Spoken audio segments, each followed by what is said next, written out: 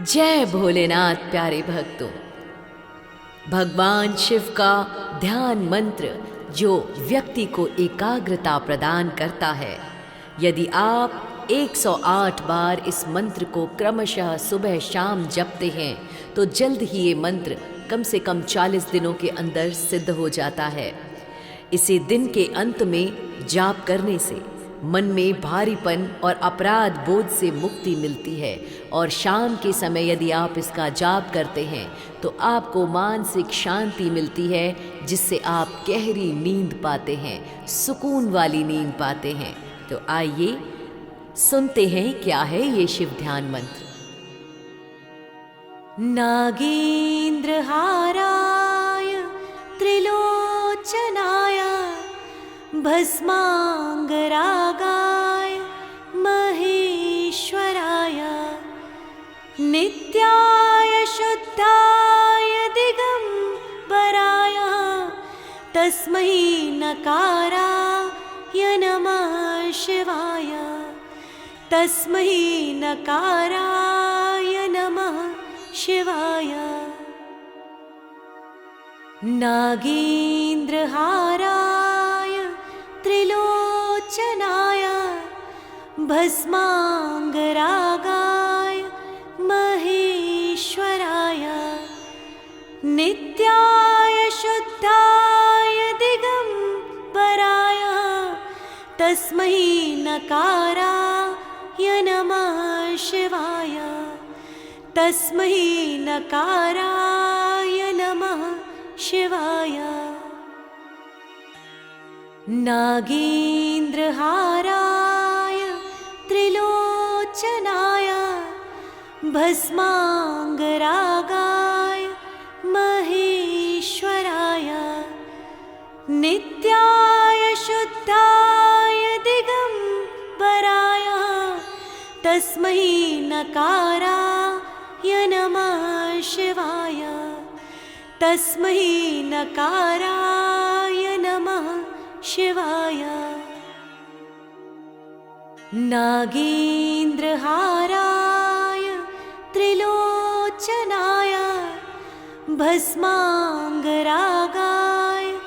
महेश्वराय नित्याय शुद्धाय दिगंबराय तस्मै नकाराय नमः शिवाय। तस्मै नकाराय नमः शिवाय।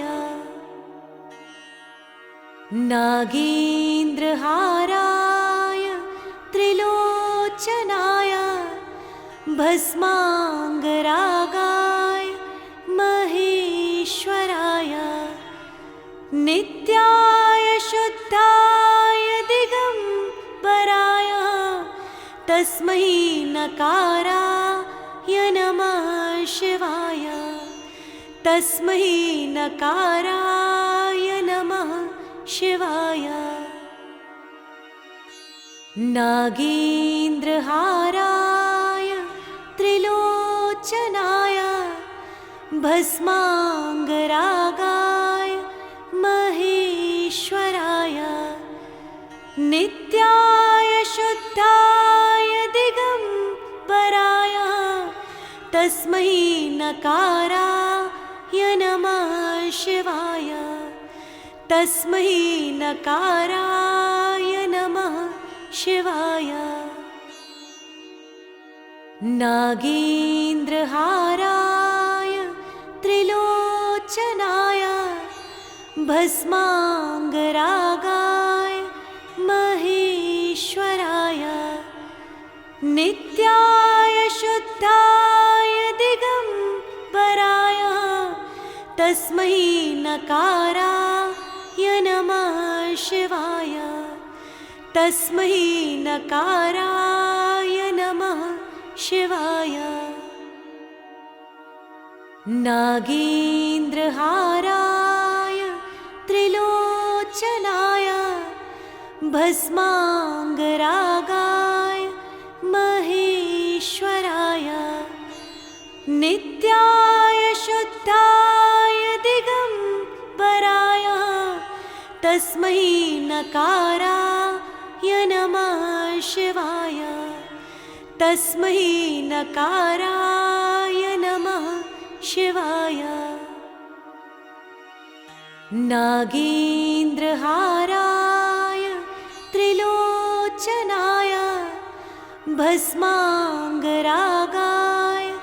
महेश्वराय नित्याय शुद्धाय दिगम्बराय तस्मै नकाराय नमः शिवाय तस्मै नकाराय नमः शिवाय